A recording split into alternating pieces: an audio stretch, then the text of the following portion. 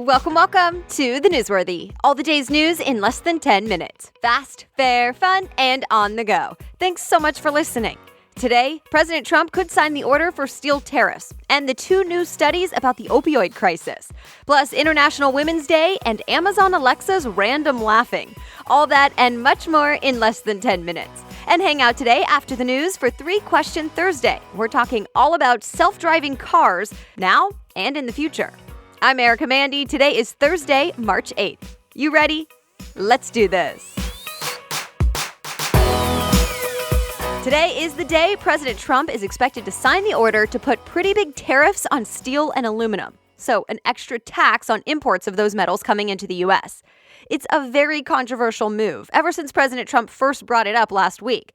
The Wall Street Journal reports more than 100 Republican lawmakers sent an urgent letter to the president asking him to hold up. They want the president to reconsider. The letter says tariffs could have, quote, unintended negative consequences to the U.S. economy and its workers.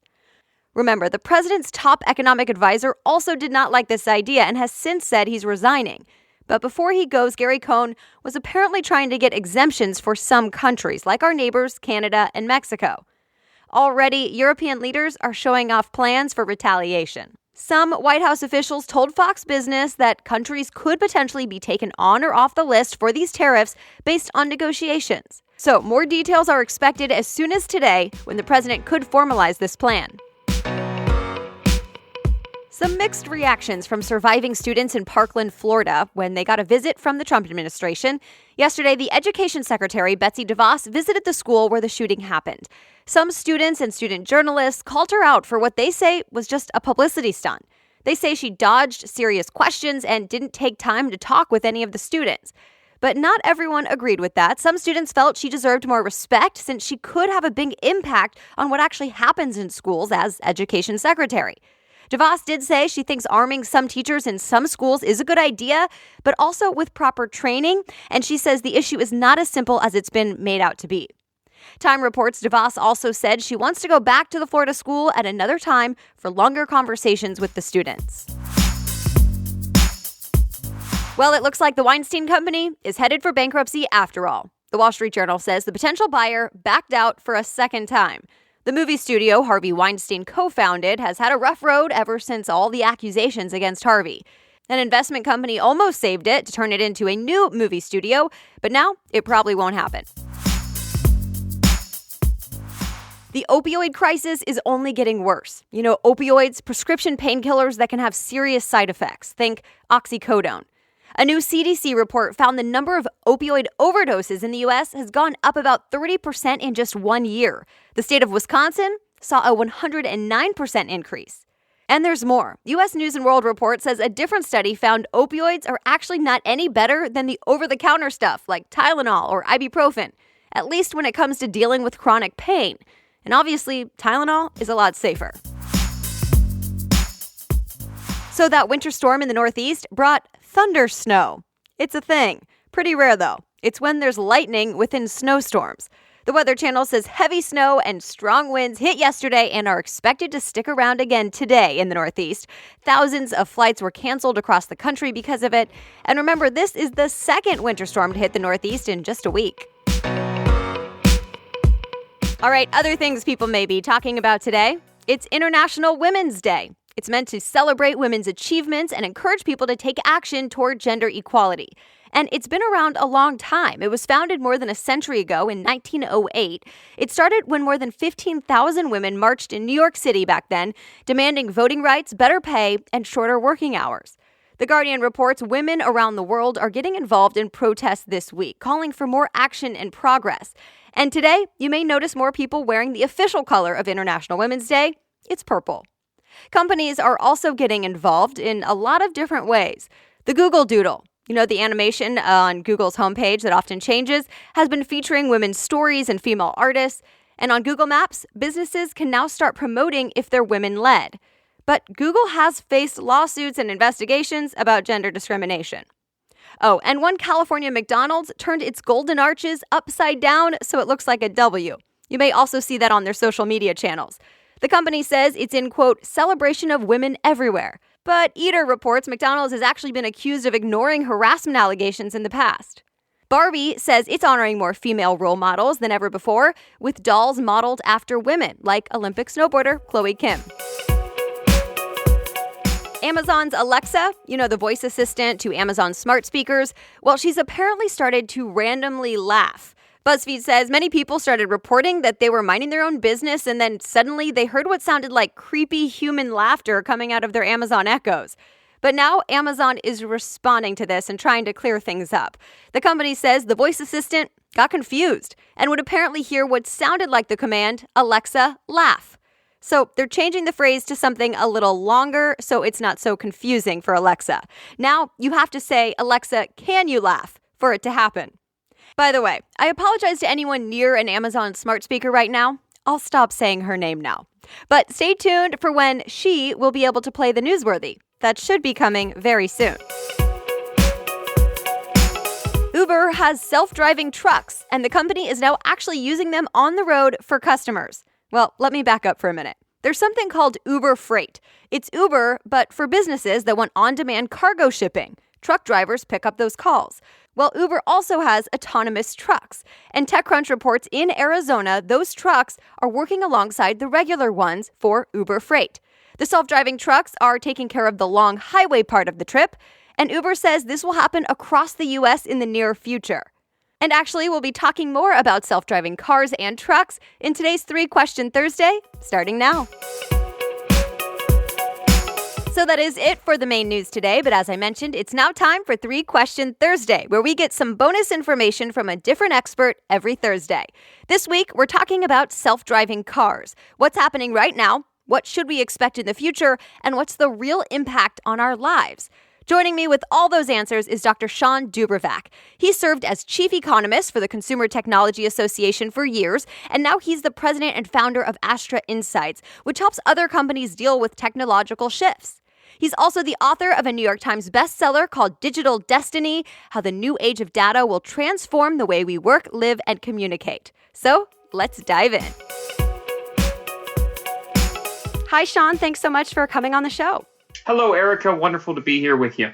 Let's start with what's happening right now. I know that you've written in your articles before that self-driving cars are already being tested in states like California, Nevada, Michigan, and Pennsylvania. So explain a little bit more about what the testing actually looks like right now.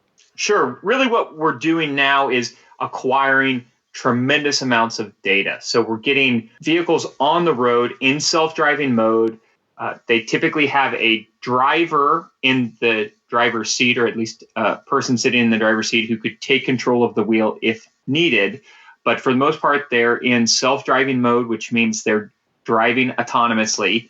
And we're capturing a tremendous amount of data. So if one vehicle has an incident, maybe it comes to a unique intersection and it's not sure what to do. And as it sorts that out, all of that information is shared to the vehicles in that fleet, so that it's as if every single one of those vehicles had already come to that intersection before. That's the beauty of how this technology scales. Today, if a driver approaches a unique intersection, they have to figure it out themselves, and the next driver likewise has to figure it out themselves. Each time is a new experience. But with self-driving vehicles, all of that information is shared. So what I think everybody wants to know is, what year will self-driving cars actually be standard, or at least we'll see more of them and we'll actually be using them as consumers? When do you expect that to happen? I mean, to be clear, we do see them on the road today. We are using them as consumers as part of these pilot projects. In certain parts of the world, you even have driverless shuttles within closed environments, like on campuses or innovation parks. Japan is working very closely on this technology. They'd like to see it used in conjunction with the Olympics when they host it. So we might start to see it there. There's some trucking companies that plan to have it on the open road for at least certain stretches of the open road as early as this year. Most of the auto manufacturers believe that they'll be to what we call level 4 self-driving vehicles by 2020, 2021. And then it's just a matter of uptake. Now, the uptake and adoption always takes longer than we think.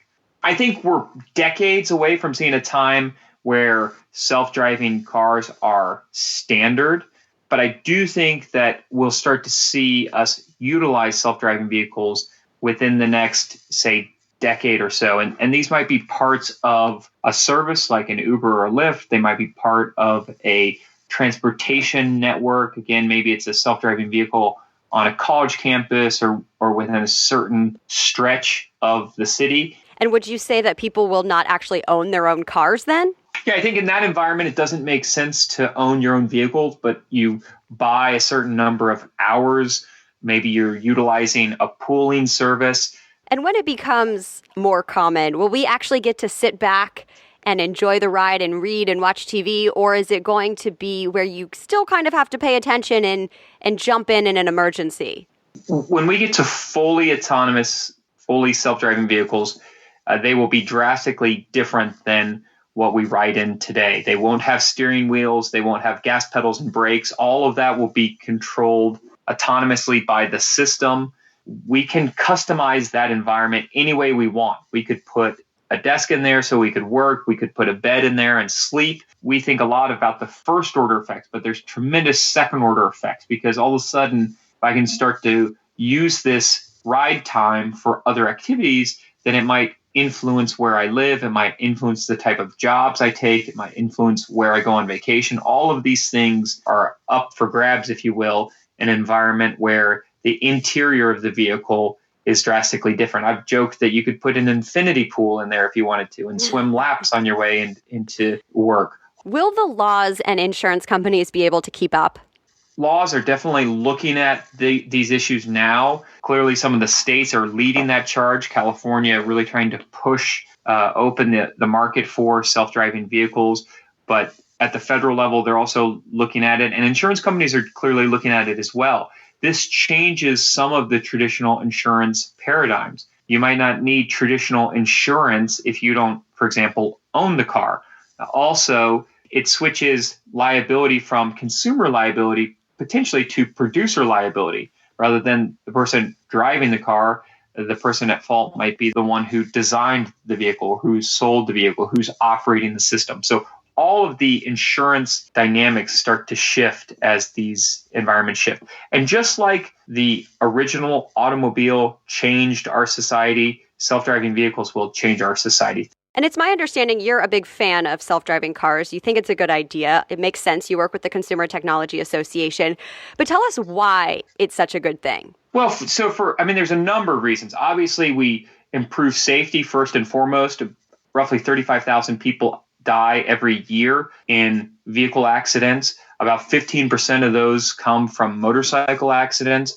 And so by improving the safety, we can save lives first and foremost.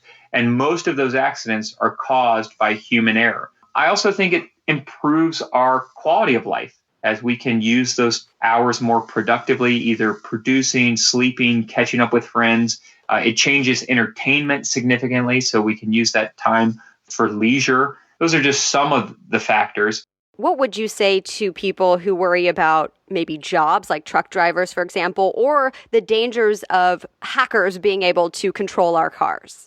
I think all of those concerns are valid concerns. This technology will have pronounced implications for how we live. It's important to, again, recognize that this is probably going to be a relatively slow, orderly progression.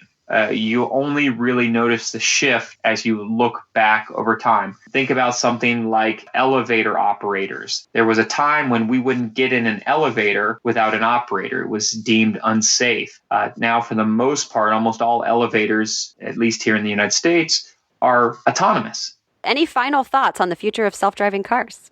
It's an exciting time. Clearly, we don't know exactly how the future will unfold, but we've seen these technologies percolating on the surface for decades, and now all of the building blocks are coming together, and it's a really exciting time to see the number of manufacturers that are saying, hey, we're just a few years out from being able to deploy this technology. The next 36 months become very important with how this future will play out, and we're all going to be here to watch it.